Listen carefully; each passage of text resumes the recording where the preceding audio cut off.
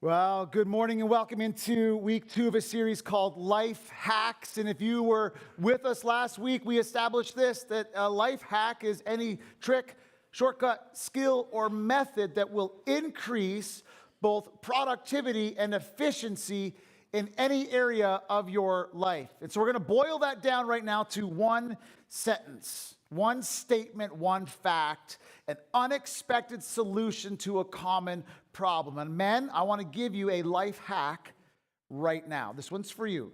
Men, listen in. You ever ask your wife, you want to go on a date, you want to go to dinner, and you say, where do you want to go? And she says, I don't care. It doesn't matter. It makes no difference. You pick, and you do. And you're wrong. Here's the hack. Men, listen, this is for us. You say this, you want to go to dinner? And they'll say, yes. And then you just say this. You say, babe, you're going to love it. I picked the best place. You're going to be absolutely floored. I'm so excited to take you there. The intrigue is going to get them. And they're going to say this, well, where are we going? And you say, I'm not going to tell you. It's a surprise unless you want to guess. And then they're going to guess. And that's where you go. It works. I promise you. Even if that's not where you thought you were going, you go where they guess. That is your unexpected solution to the common problem. Men, you are welcome. Today, what we're going to do is we're going to talk about and we're going to unpack a solution to a common problem that many of us have, and it's the problem of having the right relationships. In fact, I'm going to go ahead and declare this the everything bagel. Now, this everything bagel is in a Ziploc bag because if you're familiar with the everything bagel, I don't want to get it dirty. We don't want to mess it up for you. You're welcome. It's got all sorts of stuff on the top. Anybody love everything bagels? Yeah, they're the everything bagel. They're perfect. You just want plain with butter? Check. You want maybe a little bit of cream cheese? Check. You want to put a little flavored cream cheese? Check. You want to make a little personal pizza? Little sauce on there, a little mozzarella, a little cheese, a little pepperoni. Put that in the toaster oven. Check. Like it's the hack for the best bagel. It doesn't get any better than that, right? This hack that I'm about to tell you is the everything bagel hack. Are you ready for it? It's very simple. Being in the right relationships is the everything hack. Everything in your life flows downstream from the right relationships. And I'm going to make a statement as we unpack this that's going to, on the surface, sound harsh. There will be times in your life, just like there have been times in my life, in order to become who God wants you to become and go to the next level in your relationship with Him, hear me. You're going to have to leave some people behind. They're holding you back. Being in the right relationships is the everything hack. If you want to be in the right relationships, I'm telling you, it will change your life. And if you want to get to the right destination, you need to have the vehicle of the right relationships to get there. We're all headed somewhere. There's an eternity on this. When your life ends, on the other side, there's an eternity. There's heaven or hell. We're going to say heaven is the right destination. I hope all of us go there. You have to have the right relationships. That's the vehicle to get to the right destination. And we're going to unpack that this week. Last week, we said this. It's okay not to be okay. We established that. It's okay. As you start off a brand new year, it's all right if you're struggling. It's all right if you're hurting. There's nothing necessarily wrong with that. But you can't stay there. You can't stay stuck. You've got to keep moving, keep going, keep pressing. And the right relationships help you get there. Being in or having the right relationships. I heard it's an old adage, it's a leadership adage. I heard it years ago, and I don't know who gets credit for it. I've heard Craig Groeschel say it. I've heard Andy Stanley say it. I've heard my parents say it, right? Show me your friends, and I'll show you your future. If you're a parent, you get this to be really true. When your kids were younger in elementary or maybe middle school or high school, and they were hanging out with maybe the wrong crowd, you knew where they were headed. You show me your friends, I'll show you your future. 8th grade Dan. There was a group of 5 of us that hung out all the time. We were inseparable. I'm going to let you into my life. I'm going to give you a sneak peek. This is the school I went to. This is called Walter Zatto. This was the front door. You could go in the side door too. But there was a group of us that would hang out at this school all through middle school, and then the high school was actually right beside it. You can kind of see, this is actually the high school building as well. So it's all in one area, one complex. Across the street from the school was a little store called Kimmy's. This is back when this is the olden days when you could leave school property during lunch hour, and usually I would walk home for lunch. And I'd watch Leave It to Beaver and I Love Lucy. That dates me, right? That's to tell you how old I really am. And I would walk home and then I would come back. But sometimes we would go across to Kimmy's. Now here's the thing about Kimmy's. Kimmy's store had lunch, it had pinball, it had arcade, it had little bag candy. Anybody remember when you could get 5-cent candies? Yeah. Well, you're really old if you can remember penny candy. Penny candy, she says. Inflation has driven up the price of $1 now. But we could get, the blue whales and the peach rings. And Kimmy was generous. And so you could go in there with we had loonies, not dollar bills. We had little coins that were worth $1. They were called loonies. And we would go in and we would put our loonie on the counter and she would give us a bag of mixed assorted candy, usually 25 to 30 pieces. Now, what we did at lunch hour, because this was back when it was okay to do this, we would go out and behind the school and we would play in the playground. And one day, nearing the end of 8th grade, one of the guys in our group, his name was Jamie, wanted candy. Didn't have any candy, didn't have any money, but one of the 6th graders had just come back from Kimmy's. You can kind of see where this is going. And he went up to the kid who had a couple bags of candy, and he said, "Give me your candy." The kid was like, "I'm not giving you my candy. I bought it. I want it. It's mine. Give it to." And Jamie beat the kid up, punched him in the face, worked him like a rented mule, took his candy, and left. And about 50 minutes later, Jamie got called into the principal's office. And then one by one, me, Lamando, Spratt, and G-Waz, that was our group. G-Waz, his name was Kenny, but we called him G-Waz. The 4 of us get called into the principal's office. And one by one, we all got suspended. But we weren't even there. I was at home watching I Love Lucy and Leave It to Beaver. I was guilty by association. Here's the real kicker. It was nearing the end of our 8th grade year, which was our 8th grade graduation trip to Toronto, to the CN Tower, to look at the Sky Dome where the Blue Jays played, and we were going to go see Phantom of the Opera. That was our grade 8 graduation trip, and our 3-day suspension fell on those 3 days, and we missed it. Guess who Mack, Lamando, Spratt, and G-Waz never hung out with again? Jamie. We kicked him to the curb so fast. Because if you show me your friends, I'll show you your future. You become who you surround yourself with. Show me your friends. And I don't mean this harshly, and I don't mean this weirdly. If you let me into your life and I could follow you for a week with the friends you hang around with, I can tell you your destination. I'm not a psychic. I'm not a palm reader. I don't believe in those things. But I can tell you your future by the people that you associate with who are in your inner circle. And we're going to talk about that today. In fact, let's go to the greatest musical and lyrical duo ever. And if you were with us last week, you're going to get that reference, King David and his son Solomon. This is what Solomon wrote. "Whoever walks with the wise becomes wise, but the companion of fools will suffer harm." I think sometimes what we have to do is we have to stop and assess our lives and realize that when struggles come or hardships come or problems arise, we have to consider the possibility that it might not just be, well, that's just the hand I've been dealt.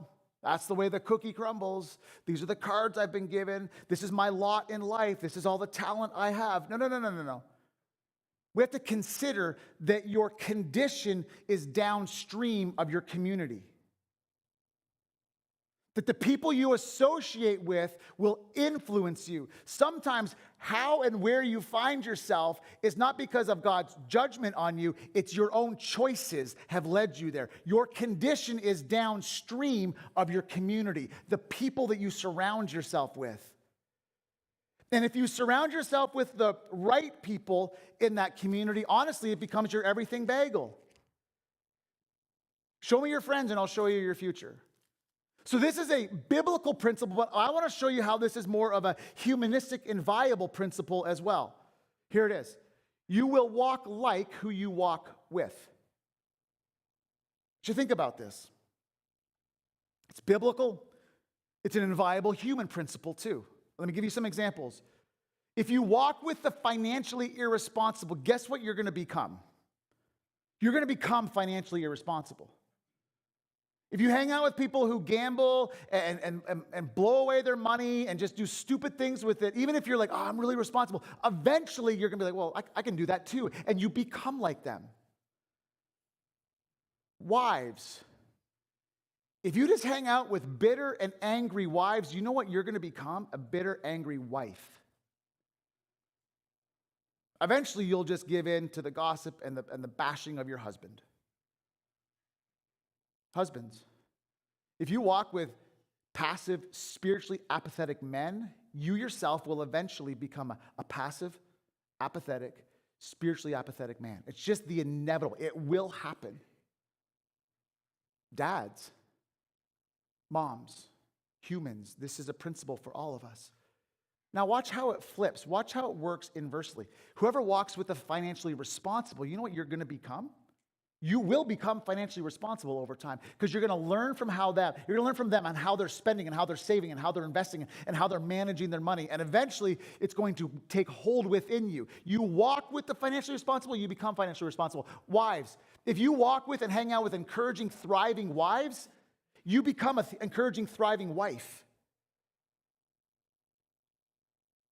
Husbands, if you hang out with loving, godly men, and that's your group, that's your core, guess what you will eventually become? A loving, godly husband. Let's go dads for a second.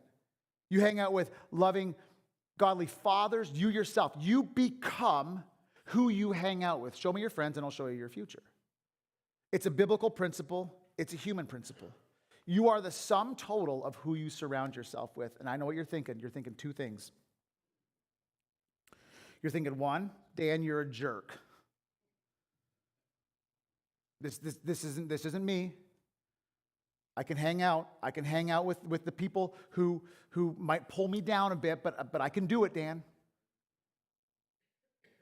I can stay with my ride or die and not be affected. Dan, you're a jerk, and I can handle it on my own. And I'm telling you, the biblical principle says no. When I was a youth pastor, this is years ago, I used this as an illustration. I'm not going to use it today because I'm old and I don't want to get hurt. But here's what I did. There was a little 6th grade girl in our youth group. Her name was Carly. She was tiny. She might have been a $110 soaking wet. Like just this little tiny, cute little girl, 6th grade Carly. And I said, Carly, I need you to come here for a second. So Carly came up and she stood beside me on the platform. And I asked the youth group, there's 150 of us. I said, who do you think is stronger, me or Carly? And everybody picked Dan because everybody was smart. Like little Carly can't do much to Dan. So here's what I did. I put Carly down in front of me on below the platform. I don't want to use it because there's an altar rail there and I don't want to break an ankle and hurt myself. But I said, Carly, when I was younger and more pliable, I said, Carly, I want you to do me a favor. I want you to pull me down. Pull me down to your level. So we grabbed hands and I tried to lift her up a bit. And I could a little bit until she went limp. And I was leaning over and 110 pounds and I fell right off the platform. And then we switched spots. And I said, all right, Carly, clearly you're stronger than me. You pulled me down. And she stood here and I grabbed her hands and I pulled her down. It didn't take me any time. Because you know why? It is impossible to pull somebody up to your level. It's really possible, and it happens quickly for people to pull you down to theirs. Now, if I had braced myself a little bit and anchored myself and really tried to lean in and pull her up, I probably could have done it. She was 110 pounds. But how I was standing, because it's vulnerable, how I was standing was leaning over, and she just yanked me right off that platform as soon as she went limp. Because it's a lot easier to pull someone down to your level than to bring someone up. And you're like, well, Dan, no, you don't get it. I can handle it. You're misled if you think you can handle it. Don't be misled, Paul wrote. Bad company corrupts good character. You can have the purest of intentions, But if your core group of friends, the people that you surround yourself with on a daily basis, are far from Jesus, you will become far from Jesus. They will influence you away from the foundation of Christ. It is a biblical principle. Bad character will corrupt you. Paul wrote in 2 Corinthians, he said this, don't be yoked together with unbelievers. For what do righteousness and wickedness have in common? What fellowship can light have with darkness? What harmony or unity is there between Christ and Belial, which is the enemy, the devil? What does a believer have in common with an unbeliever? What agreement is there between the temple of God and idols? Now, this is the NIV version. Don't be yoked. Now, in our culture today, yoke means strong, jacked, muscular. The NLT says it this way, don't team up with. Don't be bound to people who are unbelievers. How can righteousness be a partner with wickedness? How can light live in darkness and with darkness? And is there any harmony between Christ and the devil? How can a believer be a partner with an unbeliever? What union can there be between God's temple and idols? I want to unpack this, and I want to give you an illustration. Adam and Jesse, come on up. These are my go-to guys for a moment. Come on up, guys. I want you to, Adam, pick a number, or Jesse, come on, pick a number between 1 and 10. 7. All right. No, sorry. You get to stand there. You stand over there. You get wickedness. All right, hold that sign up. Turn it around. 1 says wickedness. If you can't see it in the back in the cheap seats. Righteousness. Wickedness, righteousness. I'm going to give you Christianity 101 right here. Every single person in this room and every single person who's come before you. Actually, step forward just a smidge and get inside that black box so you're on the camera. All right, you sit inside that black. There you go. Perfect. Camera doesn't add 10 pounds, okay? Wickedness, righteousness. Every single person before you said yes to Jesus was here. Your parents, your grandparents, godly saints, at one point were bound to wickedness. We're all born into it. Everybody that's going to come after us is born into and bound to and tied to wickedness. Jesus came and brought righteousness. And so we strive for or we strain towards righteousness. But until we say yes to Jesus and surrender our hearts to him, we're bound to this. This is what we call Christianity 101. This is the basics. So I can strive for righteousness and I can aim for it, but if I don't allow Christ to really get into my heart, to really get into my soul, to really get into my being, I'm going to be bound back to wickedness. But Isaiah 61:10 tells us that when you say yes to Christ, when you accept the free gift of salvation, what he offered you on the cross, you have a garment of salvation and a robe of righteousness. You become bound to righteousness. Now, stay there, guys. Here's what we're going to do. I'm going to show you this in real life. You hold this for a second. Okay? You, hang on a second. Watch this. Beep, beep, beep, beep. Hold that. Well, it doesn't matter to me. You've got to hold your wicked sign up, though. Come on now. They need to see your wicked. Now, watch this. You just step over just a smidge to your left. No, get away from me. Okay. Here's how this works. Follow me. Before Jesus, wickedness is my anchor. And I can strive for righteousness, but I am bound to and stuck to wickedness. Let me flesh this out for you just for a second. You're in a relationship teamed up with an unbeliever, and you're striving for righteousness. But you know what you're going to do? You're going to be bound back to wickedness. Maybe you're evangelidating. You know what I mean? Evangelidating. I got to date that person so they get saved. I love Jesus, but they don't. But I want them to get saved, so I'm going to date them to save them. You evangelidate, and you want righteousness, but they don't have any righteousness within them. You know what you're going to be doing? Each other. You partner up in business with an unbeliever, And you want to strive for righteousness. You want to strive for holiness. You want to strive for Jesus. But you know what's going to happen? They're going to say, I need you to cook the books. I need you to lie on your taxes. We got to cut corners and cut costs. If you are bound to wickedness, even though you might be striving for righteousness, you are always going to be pulled back to it. Now watch what happens. Adversely, on the other side, you're bound to righteousness. You're dating somebody who also loves Jesus. And in a moment of weakness that you have, you know, well, let's just have sex. Let's just cross that line. You know what they do? They pull you back to righteousness. You get anchored to righteousness. You're in business with a fellow believer. You're partnered with somebody who loves Jesus. And you're like, well, it's tight right now. It's really tempting to cook the books. You know what? I'm just going to lie on my taxes. And they say, no, we're going to honor God with our integrity. You go out late on a Saturday night, maybe a little bit too much to drink. I'm going to skip church tomorrow. I'm too tired. I'm too exhausted. And your friends say, hey, don't forget church tomorrow, 10 o'clock, be there. When you are anchored to righteousness, when you are locked into righteousness and you surround yourself with fellow believers who want righteousness, you might try to, you know what you're going to be doing? You're going to be bound back to righteousness. And I want to tell you, I want you to hear me. Some of you have been set free from that, but you are surrounding yourself with people who haven't, and you're going to be bound back to this. You are always pulled to what you are tied to. Would you thank Adam and Jesse for helping me out? Let's drop them on the floor, that's fine. You are always, I want you to hear me, you are always tied to and pulled to one or the other. And what you're tied to is what you're going to be pulled to.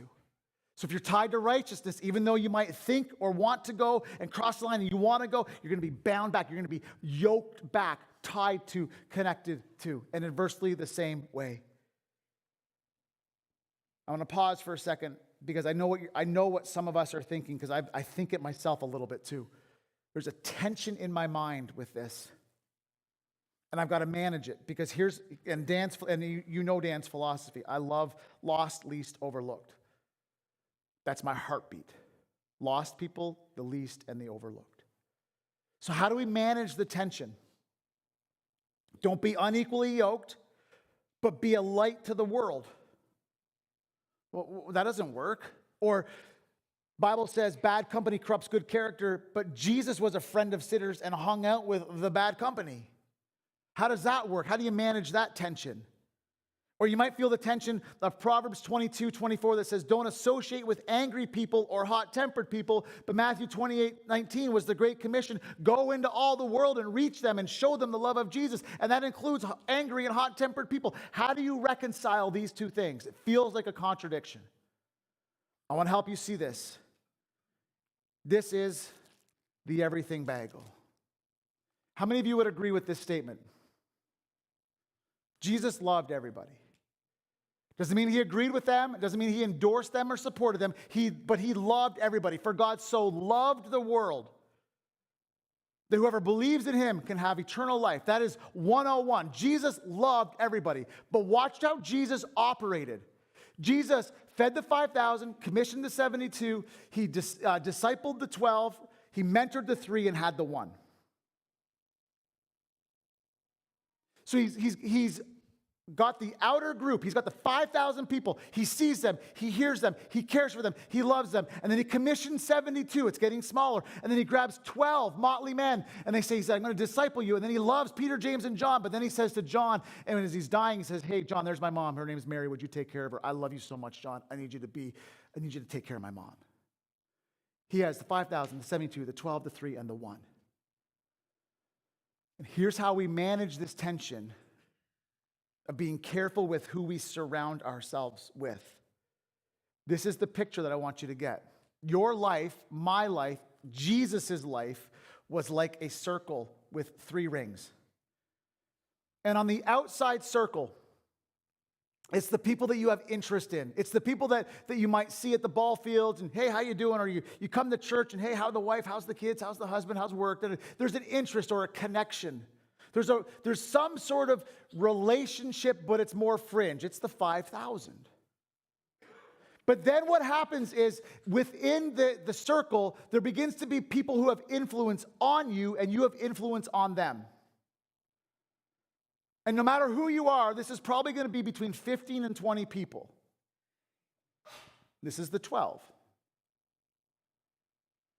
There's influence. And so if you're hanging around with people that are influencing you towards Jesus, great. If you're hanging around with people who are influencing you away from Jesus, well, you might want to assess that. But there's going to be 15 to 20 people in your life that you influence and in your life that influence you. But now, here's what happens. Every single one of us has an inner circle that we're intimate with. And I don't mean sexually, all right? That you're like, well, intimacy means sex. No. Intimacy is I'm sharing life and doing life with you. I'm breaking bread with you. I'm connecting with you. Spouses of each other, if your husband or your wife is not in this circle, you're in trouble. If you're sharing intimate details about your life, and it's not to your wife or to your husband, it's to another lady or another man of the opposite sex, you're in trouble. Your marriage is in trouble. My wife is in this circle. My prayer partner, Dave, is in this circle. Dave knows every struggle, every anger, every frustration. We talk every Monday. There are people, and there's usually about 3 or 4 that get to land here. Now, I want you to see this. I want you to understand this, and I want you to hear me. If there are people that are on the fringe that should be here, you need to get them here. If there's people up here like, man, they are godly, they love their spouse, they honor their husband, they honor their wives, they're a great parent, they serve Jesus, follow Jesus, love you, but they're only here, and you've got people who are so far from Jesus here, flip it. Doesn't mean you can't have a connection with them, a relationship with them, a friendship with them. It means they don't get to be intimate in your life, pulling you towards. You'll be pulled towards what you are bound to. The inner circle of your life is who you will become. And if you have nobody in your life that's wise, you're going to suffer harm. You need somebody in your inner circle that you're intimate with relationally. And again, I don't mean sexually. I'm not talking sex. You need intimacy. You need connection with 1 or 2 people. Jesus said the 5,000, 70, the 12, the 3, the 1. This is how you manage this tension. When I was in college, I had a group of friends. There was 6 or 7 of us. We hung out a lot. We hung out all the time. We played arguably at the time, you're going to laugh, we played this a lot. This was, at the time, the greatest video game ever. The graphics, you're like, looks awful. Well, you guys are young and hip and there's awesome graphics. This was amazing in like 1999 and 2000. But you know what we did was we would stay up every Friday night and we would go into the bottom of the student of our dorm, the student lounge, and we would stay up literally all night playing James Bond. And then we would sleep all day Saturday. And then we would stay up all night Saturday night playing James Bond. And then we would sleep in on Sunday and skip church at Bible college studying to become pastors.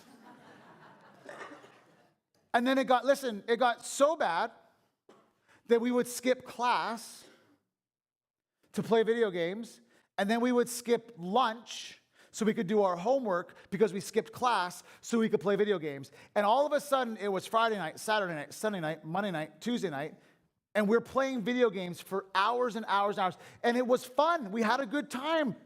We were enjoying ourselves. We weren't out being stupid. We weren't out getting drunk. We weren't getting high. We were sitting in the basement of the boys' lounge playing video games. That's okay, isn't it? Until it affected every other area of my life. And I did this for my freshman year and my sophomore year. Until the first semester of my junior year, I locked eyes with a beautiful young woman and I fell in love. And her name was Kim. And she's absolutely breathtaking to me. And I asked her out and she said no. It's a true story. And then I waited a week, and I asked her out again, and she said yes. And over time, she landed here. Again, I'm not talking sex. We waited till we were married to have sex. I'm talking about intimacy. I wanted to be around Kim because she made me a better person. She was bound to righteousness. Her character has always been above reproach. And so when there was times where I was tempted to skip class to play video games, I was like, well, I want to be around Kim. And there was times where the guy's like, hey, we're going down to the dorm on Friday night. We're going to go play video games all night. No, I want to be around Kim. And there's times where I was like, I got to say something to this person because I'm going to punch him in the face if I don't. And Kim would say, watch your mouth. Watch your temper. Be very careful. And she would bring me back to righteousness because she was here in my intimacy circle. Now, I'm still friends with some of those guys. We still talk periodically. But there's a number of those guys that we were in college together that have had a call from God on their lives to be pastors that are no longer in ministry and no longer following Jesus. They just walked away from the faith because they were all bound to wickedness. No morals, no values, no compass. You will be pulled towards what you're tied to. This is a biblical and cultural world principle. It's an inviolable principle. It holds true. Whether you love Jesus or not, it holds true. And over the course of my junior year into my senior year, my grades went up. My influence on campus went up. My morals and my character went up because Kim was connected to and anchored to Jesus, and I wanted to be around her, and eventually I became anchored and connected to Jesus in a way I'd never been anchored and connected to him before because of her influence, her integrity, and the intimacy that we had as people. And some of you have been given a new life and a new heart in Jesus Christ, and you keep surrounding yourself with the people that kept you from engaging with him in the first place. And you're anchored to wickedness. And you want that better life. You want that John 10:10, but you're stuck. You are anchored to wickedness. That's why I said at the beginning, it's harsh. Some of us, in order to get there, we're going to have to leave some people here. We're going to have to leave them and walk this way and leave them in our dust. Love the 5,000, commissioned the 72, had the 12, mentored the 3, and loved the 1. Who's in your intimate circle? There's a bottom line. In order to continue to grow in your faith journey, to grow up in Jesus and become more and more like Jesus, your closest relationships should be with other committed Christ followers in the church. Now, I want to unpack this statement because on the surface, you're like, I don't know if I agree with this. Your closest, the intimacy, closest relationships should be with people who are other committed Christ followers. Committed is the word. Because you know, just like I know, there are people who say they're Christians, but they definitely don't live like they're Christians. There are people who say it, but they don't show it. They don't act or behave like it. Committed Christ followers show joy, peace, patience, kindness, goodness, gentleness, faithfulness, and self-control. That's the fruit of the Spirit. That's how you'll know if we're followers of Jesus, by the fruit of the Spirit. Your closest friendships, that intimacy, should be with other Christians, Christ followers in the church. Because you can say you're a Christ follower, but if you don't show you're a Christ follower, then you're not really a Christ follower. And then I say other committed Christians in the church because there's people who would say, I don't even need to go to church to be a Christian. Now listen, on the surface, 100% agree with that. That you don't have to necessarily go to church to follow Christ, to love Christ, and honor Christ. I get the premise of that, but let's drill down for a second. Jesus came to what? Serve, not be served. And so if you're not in a church serving, are you really modeling what Jesus came to do and be? Jesus came and said, give to Caesar what Caesar's and give to God what God. He is endorsing tithes. He's endorsing offerings. He's endorsing giving. So if you're not in a church and you don't have a home church, where are you serving and where are you giving? You're not following the model that Jesus came and modeled for us. That's why this statement for me, and I really thought about this statement, how do I concise it but say what I need to say? Your closest, that intimacy group, should be with other committed Christ followers in the church.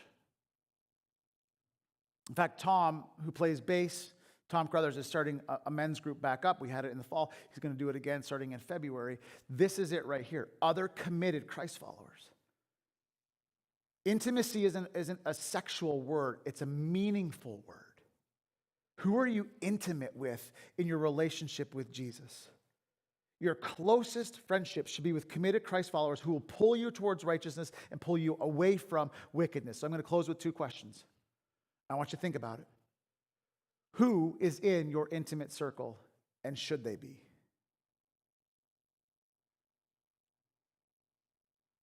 That middle circle, who gets to speak into your life? Who gets to shape you and mold you and train you and correct you and guide you and pull you? Who gets that, and should they be there? And what are they pulling you towards? And then the next question is along the similar line. Do you have any committed Christ followers in that circle? Or are they all people who are far from Jesus and they're bound to this? Oh, but Dan, I'm going to evangelate. Oh, but Dan, that's the only time is Sunday mornings I get to see them and go grab brunch or mimosas and lunch. This is when I get to see them. Then you're bound to this. You might strive for that, but you'll always be pulled back to this. Who gets to speak into your life? Who's in that intimate circle? And should they be? Do you have any committed Christ followers in your intimate circle? Because if you don't, you will never get where you want to go. You won't. And I say this with love because I know it for myself. You don't have enough strength. You don't have enough willpower. You don't have enough determination. You can't get there on your own.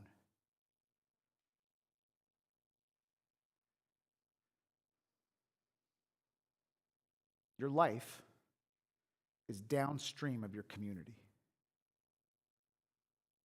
Who's in your community?